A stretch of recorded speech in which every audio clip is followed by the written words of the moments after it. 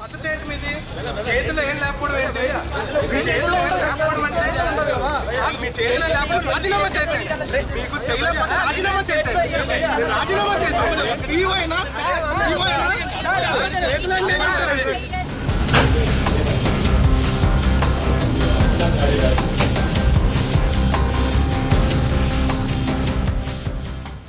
గురు బ్రహ్మ, గురు విష్ణు, గురుదేవ మహేశ్వర. ఇది పాతకాలపు సామెతనే చెప్పచ్చు. ఎందుకంటే ప్రస్తుతం గురువే యముడై విద్యార్థుల ప్రాణాలు తీసుకుంటున్నాడు. అయితే ఇక్కడ లిటిల్ గార్డెన్ స్కూల్లో ఒక చిన్న పిల్లవాడు, 6 సంవత్సరాల పిల్లవాడు ప్రాణాలను పొట్టన పెట్టుకుంది ఒక టీచర్.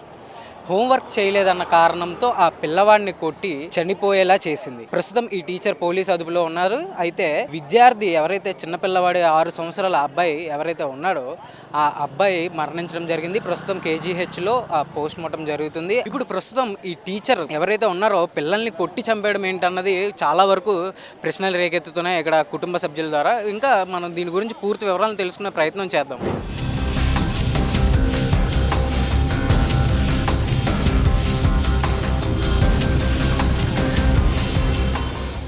పసిబాలుడు ఎవరైతే ఉన్నారో ఆ బాలుడు మావయ్య గారు అయితే ఇక్కడ ఉన్నారు. ఆయనతో కూడా మాట్లాడదాం. ఆయన మాట్లాడి అడిగి తెలుసుకుందాం అసలు ఏం జరిగింది, మీకు ఏం చెప్పారు సార్, మీకు ఇన్ఫర్మేషన్ ఎలా వచ్చింది?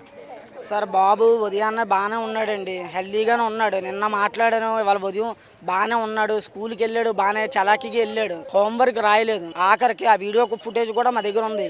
ఏడుస్తున్నాడు బాబు, వెనకాతలు నించున్నారు 3 పిల్లలు, ఏడుస్తున్నాడు ఆ బాబు. అప్పటికే ఏడుస్తున్నాడు. దండం పెట్టాడు టీచర్కి దండం పెట్టినా ఆ టీచరు ఆడదాయి మనిషేనా నవ్వుతుంది. ఆడ దండం పెడుతుంటే అంత చిన్న పిల్లడు దండం పెట్టి ఏడుస్తున్నా సరే అది నవ్వుతూ బాబు మీద పట్టేయమని గోబ మీద కొట్టింది. ఆ బాబు ఆవిడ మీద పడిపోయాడు.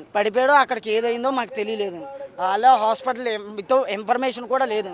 ఆ స్కూల్ మీద ఆ లెక్చరర్ల మీద యాక్షన్ తీసుకోండి. ఇలాంటి వాళ్ళు ఎక్కడున్నారో వాళ్ళందరి మీద యాక్షన్ తీసుకోండి. ఇది వరకు చాలాసార్లు జరిగింది. ఒక 2 రోజులు వింటున్నారు, మళ్ళీ మామూలు అయిపోతుంది. ఇలాంటివి ఇక జరగకుండా ఈ బాబే కాదు, ఏ చంటి పిల్లడికైనా, ఏ మనిషి అయినా, చిన్నపిల్లల నుంచి కాలేజ్ స్టూడెంట్స్ వరకు ఇలాగే లెక్చరర్లు భయపెట్టి చంపుతున్నారు. దయచేసి ఇక మీదటైనా సరే పిల్లల్ని నార్మల్గా ట్రీట్ చేయండి.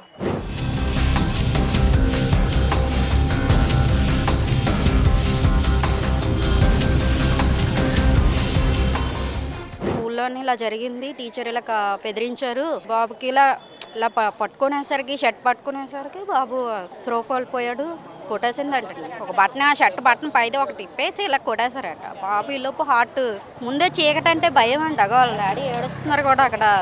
చీకటంటే భయం అంటే మరి ఆ భయం పెట్టేస్తే ఏమొస్తుందంటే పిల్లలకి. స్కూలు దగ్గరని వాళ్ళు జాయిన్ చేశారు. వాళ్ళ ఇంటికి స్కూల్కి బాగా దగ్గరని, పిల్లల దగ్గరగా ఉంటాడు కదా, వెళ్ళి చూసుకోవచ్చు కదా అని అలా చేశారు. ఇప్పుడు ఈరోజు ఏదైతే సంఘటన విశాఖ మహానగరంలో జరిగిందో, ఏదైతే చిన్న బాలుడి పైన ఒక టీచర్, అంటే సాధారణంగా ఒక టీచర్ అనేసరికి తన పిల్లలుగా భావించే ఒక వ్యవస్థలో పనిచేస్తున్న ఒక గురువు విద్యార్థిని ఎలా చూసింది, ఒక ప్రైవేట్ విద్యా సంస్థలో విద్యార్థుల్ని తల్లిదండ్రులు నమ్మి జాయిన్ చేస్తే వాళ్ళ యొక్క ప్రాణాలకు కూడా గ్యారంటీ లేని పరిస్థితి ఈరోజు విశాఖ మహానగరంలో ఉన్న విద్యా సంస్థల్లో ఏర్పడింది. డిఈఓ కూడా ఎంతవరకు దీనిపైన సరైన నిర్ణయాలు తీసుకుంటున్నాడా లేదా ఏంటి, అసలు కనీసం విజ్ఞత లేని ఫ్యాకల్టీ కానీ, లేకపోతే కనీసం విద్యార్హత లేకుండా, కనీసం సైకలాజికల్ బ్యాలెన్స్ లేని ఫ్యాకల్టీని స్కూళ్ళలోకి తీసుకొచ్చి పెడితే ఇలాంటి సంఘటనలే జరుగుతాయి.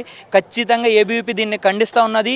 అసలు ఎవరైతే ఫ్యాకల్టీ ఇలాంటి దౌర్భాగ్య స్థితిలో ఉన్నారో, ఇలాంటి వాటికి పాల్పడుతున్నారో వాళ్ళందరి మీద కఠినమైన చర్యలు ప్రభుత్వం తీసుకోవాలి. దీనికోసం ఏబీవీపీ డిమాండ్ చేస్తుంది. అవసరమైతే విద్యార్థి కుటుంబం తరపున ఖచ్చితంగా ఉద్యమం తీసుకురావడానికి మేము అందరూ సిద్ధంగా ఉన్నామని తెలియజేస్తాం. వ్యవస్థలోనే తప్పు ఉన్నదని నేను చెప్పగలుగుతున్నాను. ఎందుకంటే కనీసం ఉపాధ్యాయ వృత్తిలో ఉండి కనీసం విలువలు లేదా కనీసమైన మెంటల్ స్టేబిలిటీ లేని పరిస్థితిలో ఉపాధ్యాయులు నేడు ఉన్నారు.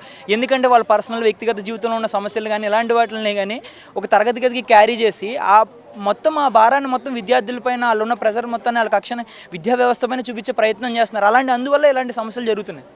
అయితే విన్నారు కదండి, ఆ పిల్లవాడు మావయ్య చెప్పిన దాని ప్రకారం అంటే ప్రతిరోజు అంటే ఆ టీచర్ ఎప్పుడు పిల్లల్ని కొడుతూనే ఉంటారనేసి చెప్తున్నారు. అదేవిధంగా ఆ పిల్లవాడు ప్రతిరోజు ఇంటికి వచ్చి చెప్పేవాడు అంట ఆ టీచర్ కొడుతున్నారనేసి. అయితే టీచర్ కొడుతుంటే కూడా ఇంటికి వచ్చి చెప్పిన తల్లిదండ్రులు ఆ టీచర్ కొడుతున్నారనేసి వెళ్ళి స్కూల్లో చాలాసార్లు కంప్లైంట్ ఇచ్చినప్పటికీ మరి ఎలాంటి యాక్షన్స్ స్కూల్లో తీసుకోవట్లేదని కూడా చెప్పడం జరిగింది. అయితే కేవలం ఆ ఒక్క బిడ్డనే కాదు, ప్రతి ఒక్క చిన్న పిల్లోడిని కొడతాం జరుగుతుంది. అయితే ప్రతిరోజు కొడుతుంటే మరి సడన్గా ఈ రోజు మాత్రం కేవలం హోంవర్క్ చేయలేదని కారణంతో ఆ పిల్లవాడు దండం పెడుతున్నా టీచర్ కొట్టకండి నన్ను అని దండం పెడుతున్నా సరే ఆ టీచర్ నవ్వుతూ వెకిలి నవ్వుతూ మరి ఆ పిల్లవాడిని జంప మీద కొట్టడం జరిగిందని మరి వాళ్ళ మావయ్య గారు చెప్పిన దాని ప్రకారం మనకు అర్థమవుతుంది. అంటే కేవలం అతని చిన్న పిల్లల మీద గ్రడ్జ్ ఏమైనా పెట్టుకొని మరి ఇలా పిల్లల్ని కొడుతున్నారా, కేవలం ఒక పిల్లోడినే కొడుతున్నారా, ప్రతి ఒక్కరిని కొడుతున్నారా, పిల్లలందరినీ కొడుతున్నారా, అసలు స్కూల్ యాజమాన్యం ఏం చేస్తుంది అనేసి మరి తల్లిదండ్రులు ప్రశ్నిస్తున్నారు. ఖచ్చితంగా ఈ టీచర్లు ఎవరైతే ఇలాగా ప్రతి చోట ఎవరైతే పిల్లల్ని కొడుతూ వాళ్ళని ఇబ్బంది పెడుతూ హింసిస్తూ ఉంటున్నారో అలాంటి టీచర్లు అందరి మీద యాక్షన్ తీసుకోవాలి. అదేవిధంగా ఈ టీచర్ మీద కఠిన చర్యలు తీసుకోవాలి. కనీసం ఆడపిల్ల అయి ఉండి కూడా ఎలాంటి దయా దాక్షిణ్యం లేకుండా ఆ పిల్లోడిని కొడుతున్నారు, ప్రతి ఒక్క పిల్లల్ని కొడుతున్నారు అనేసి ఇక్కడ తల్లిదండ్రులు కుటుంబ సభ్యులు ఆవేదన వ్యక్తం చేస్తున్నారు. దీనికి సంబంధించి ప్రస్తుతం ఆ టీచర్ పోలీసు కస్టడీలో ఉండడం జరిగింది. అయితే పూర్తి వివరాలు తెలియాలంటే ఆ పిల్లవాడికి సంబంధించి పోస్ట్మార్టం జరిగిన డాక్యుమెంట్స్ రావాలి. అదేవిధంగా సీసీ కెమెరా ఫుటేజ్ కూడా ఉందని చెప్తున్నారు. పేరెంట్స్ అయితే సీసీ ఫుటేజ్ కూడా పరిగణనలో తీసుకొని పోలీసులు దర్యాప్తులు జరిపించి ఆ టీచర్ మీద కఠిన చర్యలు తీసుకోవాలని కుటుంబ సభ్యులు కోరుకుంటున్నారు. వీడియో జర్నలిస్ట్ సతీష్తో Tarun, BBC on TV, Visakhapatnam నుంచి.